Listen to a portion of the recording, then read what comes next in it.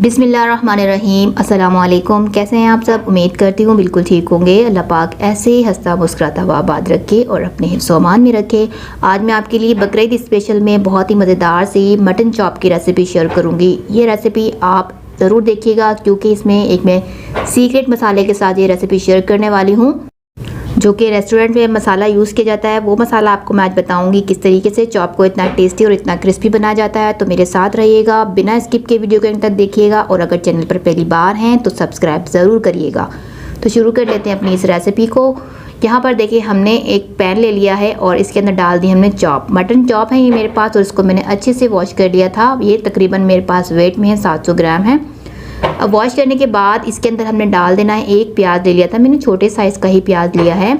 और प्याज के साथ ही इसके अंदर हम पानी ऐड करेंगे। 1 कप में पानी इसके अंदर डाल रही हूँ हस्बे ज़रूरत, जितना कि इसके अंदर ये ड्राई भी हो जाए और कुक भी हो जाए। इसके साथ ही मैं डाल देती हूँ 1 टेबल स्पून लहसुन अदरक का पेस्ट, 1 टीस्पून हल्दी का पाउडर ऐड कर देंगे इसके अंदर। और इसके अलावा इसके अंदर मैं डाल दूँगी नमक 1 टीस्पून। बाकी का हम मसाले में ऐड करेंगे अगर ज़रूरत हुई तो। यहाँ पर ये देखिए इसको मिक्स कर लेते हैं और मिक्स करने के बाद इसको मैं कवर करके पकाऊंगी तकरीबन 10 से 12 मिनट के अंदर, क्योंकि मटन चॉप हैं ये 10 से 12 मिनट ही लेंगी और ये अच्छे से टेंडर हो जाएंगी। यहाँ पर देखिए मुझे पानी थोड़ा सा कम लग रहा है, मैंने आधा कप और ऐड कर दिया है।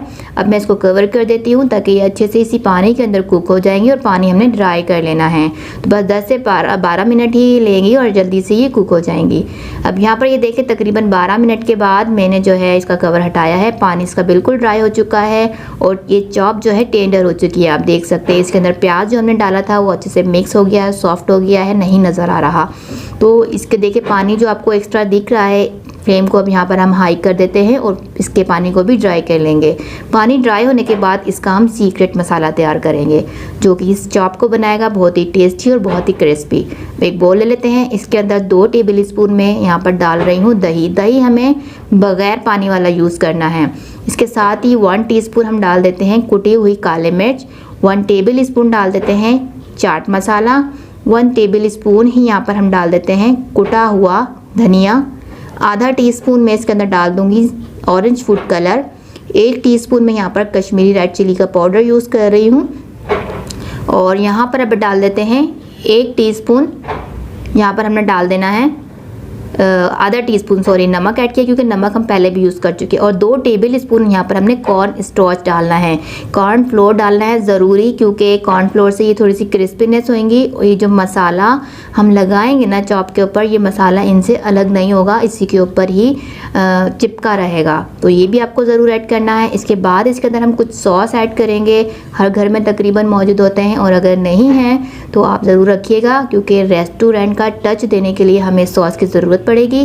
तो यहाँ पर मैंने 1 tablespoon soya sauce add किया है, 1 tablespoon chilli sauce add कर दिया है और 1 टेबल स्पून या हाफ़ टेबल स्पून के करीब, अगर आप खट्टा ज़्यादा पसंद नहीं कर रहे हैं तो हाफ़ टेबल स्पून डाल दीजिए सिरका, वो हमने यूज़ कर दिया है।